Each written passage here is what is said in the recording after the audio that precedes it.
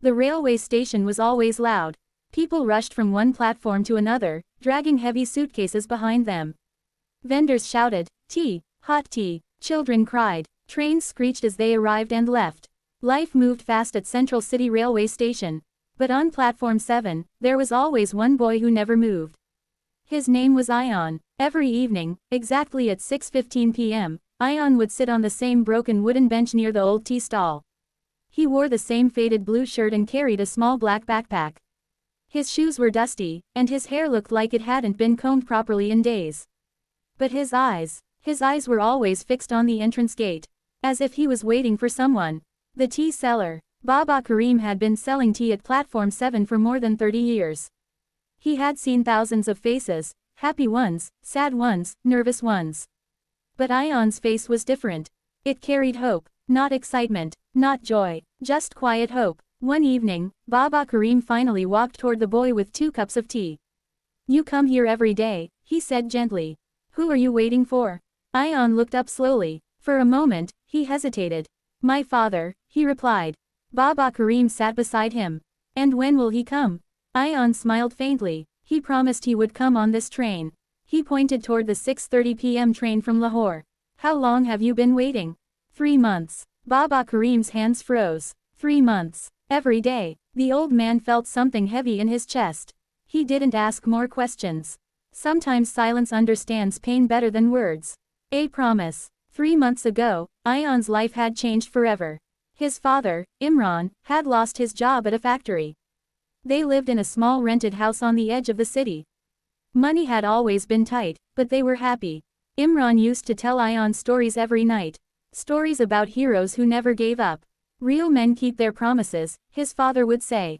One day, Imran packed a small suitcase. "I have found work in another city," he told Ion. "Just for a little while. I'll earn money and come back. I promise." "Promise?" Ion asked. Imran bent down and held his son's shoulders. "I will return on the 6:30 train. Wait for me." That was the last time Ion saw him. The first week. In the beginning, everyone believed Imran would return quickly. Ion's mother tried to stay strong. She smiled in front of him but cried at night. The landlord started asking for rent. Bills piled up. But every evening, Ion would rush to Platform 7. He didn't miss a single day. He would sit and watch each passenger stepping off the train. Tall men, old men, workers carrying bags. But none of them were his father.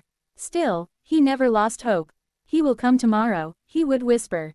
Rumors and reality. After 1 month, neighbors started talking. Maybe he found another family.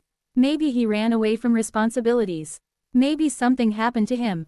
Ion refused to listen. "My father keeps promises," he would say firmly. At school, his grades began to fall. He stopped playing with friends. He didn't laugh anymore. His world had shrunk to one place, Platform 7. The rainy evening. One evening, heavy rain poured over the city.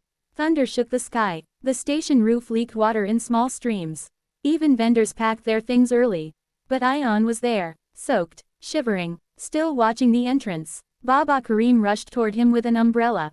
"Go home, beta. No one will come in this weather." But Ion shook his head. What if today is the day? The train arrived late. Only a few passengers stepped out. Ion stood up. His heart raced. A tall man wearing a brown jacket stepped off the train. For a second, Ion's breath stopped. "Abu," he whispered. The man turned around. It wasn't him. Just a stranger. Ion slowly sat back down.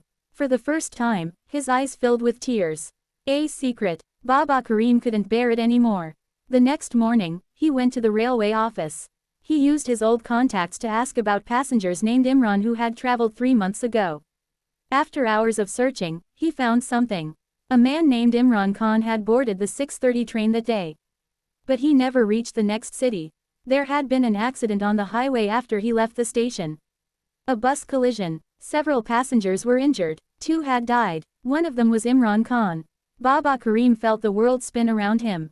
The boy had been waiting for someone who would never return. The decision. That evening, Baba Karim watched Ion sitting on the bench again. Smiling slightly, hopeful, the old man's heart broke. Should he tell the truth? Should he protect the boy's hope? Sometimes, hope is the only thing keeping a person alive. As the 6:30 train whistle echoed through the station, Baba Karim made a decision. He slowly walked toward Ion. and sat beside him. Ion, he began softly. But before he could finish, someone stepped onto platform 7.